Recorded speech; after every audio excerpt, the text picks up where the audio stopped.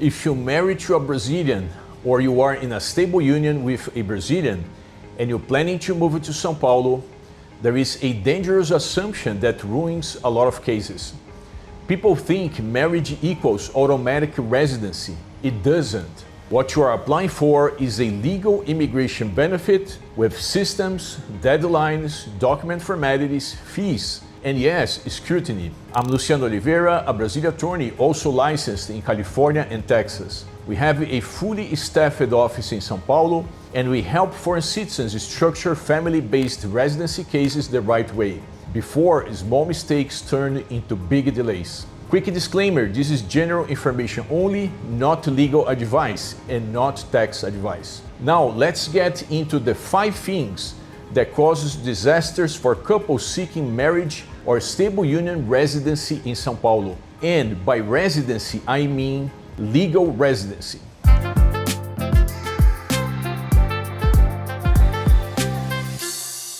Number 1, confusing marriage with stable union and picking the wrong path. In Brazil, marriage and stable union are not the same thing. If you are legally married, the process and document logic tends to be more straightforward.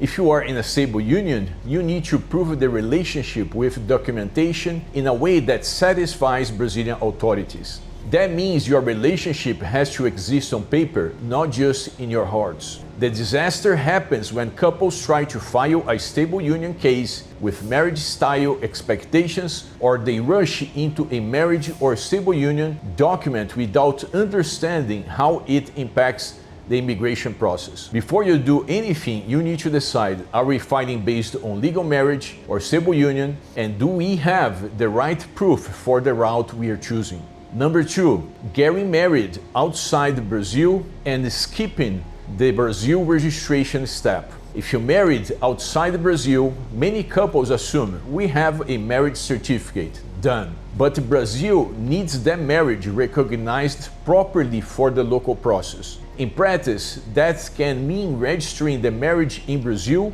and making sure the documentation is usable in the Brazilian system. And no, you cannot simply marry again in Brazil. There is no such thing as marrying twice. This is one of those sounds minor steps that becomes a giant bottleneck later because the federal police and other authorities don't accept documents just because you personally believe they are valid.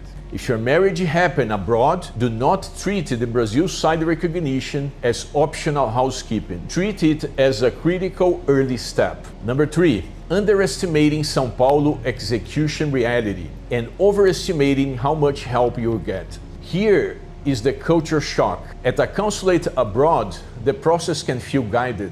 They are used to foreigners. They check packages. Inside Brazil, your main point of contact is the Brazilian Federal Police. They typically don't quote you and they don't fix your missing documents. They process what you submit. In São Paulo, the reality hits hard because couples are busy, the city moves fast, and appointment logistics can be unforgiving. So if your plan is, well, we'll just show up and ask questions, you are planning to fail. Number 4, the document traps. Freshness, translations, and name mismatches. This is where couples lose months. First, document freshness. Certain documents have an invisible expiration date. Criminal record certificates are the best example. If your criminal record is too old at the time of filing, you can trigger delays or requests to update it. Treat criminal records like fresh food, not older than 90 days at the time of filing, preferably much fresher.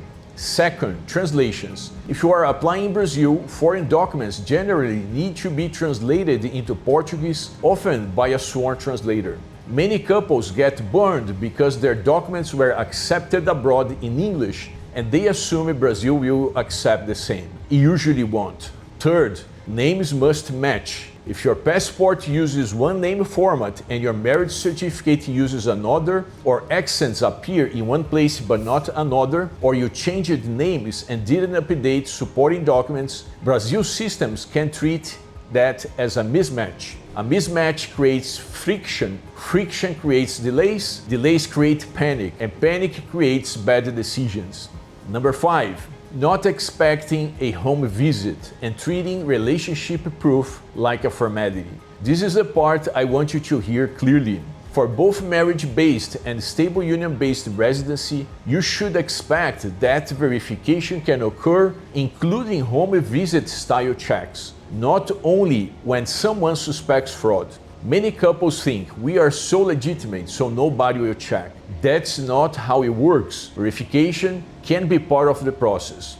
So the smartest way to approach this is not fear, it is preparation. Make sure your story is consistent. Where do you live? Do you have a proof you live together? Do your documents align with your real life? Does your address proof make sense? Do you have shared evidence that looks normal for a real couple? Because when there is inconsistency, the system doesn't interpret it as life is messy. It interprets it as something doesn't add up.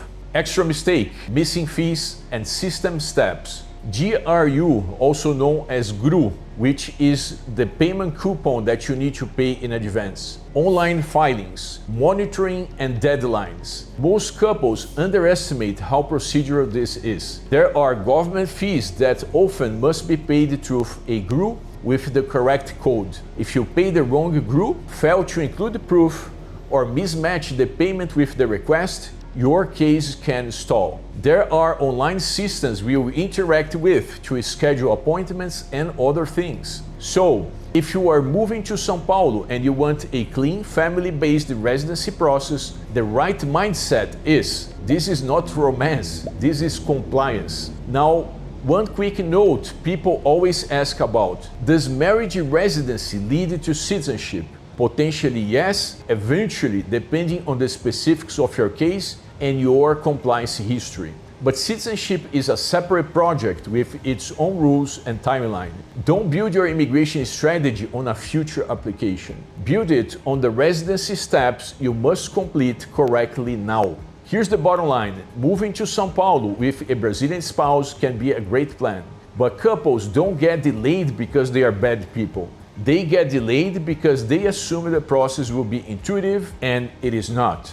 We have a fully staffed office in São Paulo, and we help couples handle marriage and stable union residency cases from the beginning. Correct strategy, correct documents, sworn translations when required, the right filings, the right group payments, and preparation for the federal police steps and verification procedures. One important note, we work with cases where we can start from the beginning, structure them properly, and keep them clean. If someone waits, files incorrectly, misses deadlines, and then calls in a last-minute panic, unfortunately, we are not the firm for your needs. If you want our help, schedule a consultation with our team. The first consultation is typically done remotely, so you can attend whether you are in São Paulo or elsewhere. If this was helpful, like the video, subscribe, and download our resource guide below. See you in our next video.